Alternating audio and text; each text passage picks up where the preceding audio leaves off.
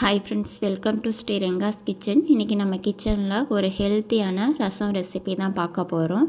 தாளிப்பு வடகை ரசம். வாங்க இது எப்படி பண்ணுறதுன்னு பார்க்கலாம்.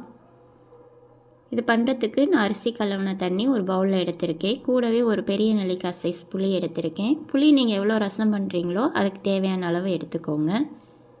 இப்போ இது கூட கொஞ்சமாக மஞ்சள்தூள் சேர்த்து விட்டுக்கலாம். கூடவே அரை டேபிள் ஸ்பூன் மிளகாய்த்தூள் சேர்த்து விட்டுட்டு புளியை கையாலேயே நல்லா கரைச்சி விட்டுக்கோங்க.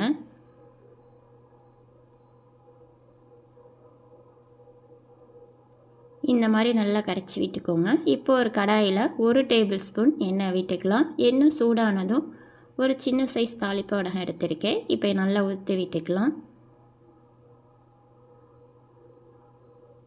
கூடவே கொஞ்சமாக பெருங்காயத்தூள் சேர்த்து விட்டுக்கலாம். தாளிப்பு வடகம் நல்லா வறுபட்டு வாசம் வரணும் நமக்கு. இப்போ நம்ம கரைச்சி எடுத்து வச்ச புளி தண்ணியை இதோடு சேர்த்து விட்டுக்கலாம்.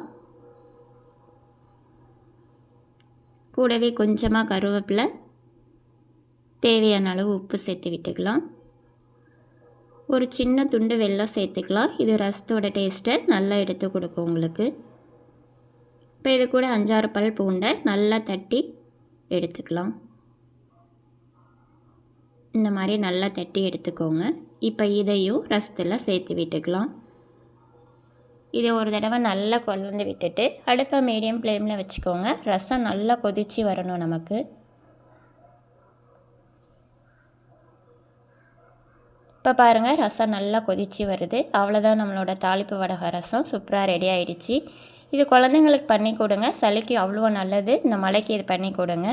அது இல்லாமல் வயிற்று புண்ணும் நல்லா ஆறும். உங்களுக்கு இந்த வீடியோ பிடிச்சிருந்தா லைக் பண்ணுங்கள், ஷேர் பண்ணுங்கள், கமெண்ட் பண்ணுங்கள். மறக்காமல் சப்ஸ்கிரைப் பண்ணுங்கள். தேங்க்யூ ஃபார் வாட்சிங்.